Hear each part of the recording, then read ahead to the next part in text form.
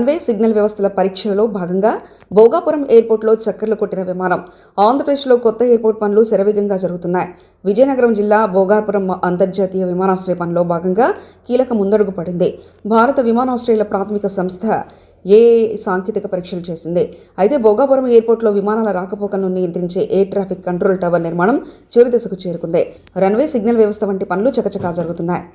అయితే ఈ ATC tower నుంచి వచ్చే సంకేతాలపై ఏఐ, డీజీసీఏ సంస్థలు పరీక్షలు నిర్వహించారు. చిన్న విమానంలో ట్రయల్ రన్ చేస్తూ ఈ పరీక్షలు చేశారు. భోగాపురం అంతర్జాతీయ విమానాశ్రయంలో ఒక విమానం చక్కర్లు కొట్టింది. ఎయిర్పోర్ట్ నిర్మాణం ఎలా జరుగుతుందో తెలుసుకోవాలని ఈ పరీక్షలు చేశారు. భోగాపురం అంతర్జాతీయ విమానాశ్రయానికి ఈ విమానం రన్వేకు దగ్గరగా వచ్చి ల్యాండింగ్ అయ్యేందుకు ప్రయత్నించింది. కానీ మళ్లీ పైకి ఎగిరిపోయింది. ఈ విమానం ఎయిర్పోర్ట్ నిర్మాణ ప్రాంతంలో చక్కర కొడుతూ సముద్రం వైపు వెళ్లిపోయింది.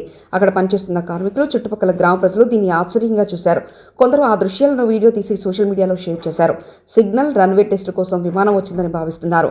నిర్మాణంలో ఉన్న విమానాశ్రయ పరిస్థితి, చేయాల్సిన పనులు, చిన్న చిన్న మార్పులు, అడ్డంకులు వాటిని పరిశీలించడానికి అప్పుడప్పుడు నిర్వహణలో విమానంలో ట్రయల్ రన్ నిర్వహిస్తారు. అందులో భాగంగా ఇటీవల భోగాపురం అంతర్జాతీయ ఎయిర్పోర్ట్ ప్రాంతంలో విమానం గాల్లో చక్కర్లు కొట్టి వెళ్ళింది అంటున్నారు. భోగాపురం అంతర్జాతీయ విమానాశ్రయానికి సంబంధించి పనులు స్పీడ్ అందుకున్నాయి.